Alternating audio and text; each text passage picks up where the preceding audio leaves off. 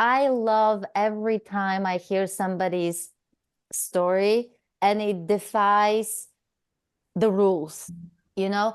So that's life continuously being the best teacher, Yeah. saying, do not hold on to anything known. Yeah. Do not grasp, do not hold on to anything as fixed.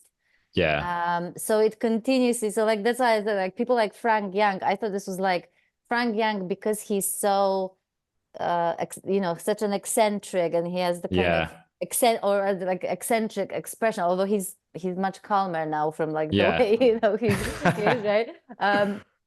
But I thought it was such a good news like for the non-dual community, or Right. like whatever, Yeah. because I thought it continuously brings um this enlightenment that still is presented as something, almost unattainable for like mere Yeah. mortals, to this like saying, no, look, Frank found this freedom, and Yeah. and here's another person, and here's another person, and believe me, I there's a lot of undermining happening. I've been undermined several times, it's just Mm. because we also judge people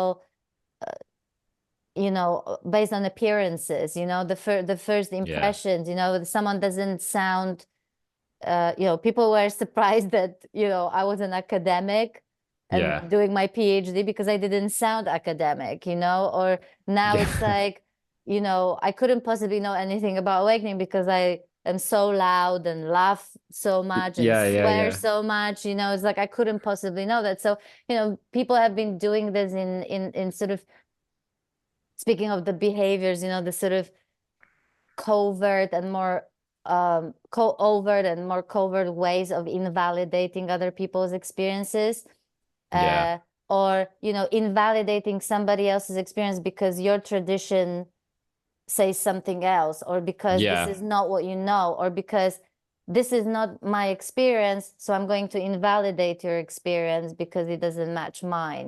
There's just Yeah. so much of that going on, and believe me, I'm really aware of how subtle this can be. Mm. And Mm. even I know for the fact that I invalidated people's experiences, even though it wasn't my intention Yeah. to do so, but it still happened. So yeah, yeah. Yeah. Yeah. Yeah.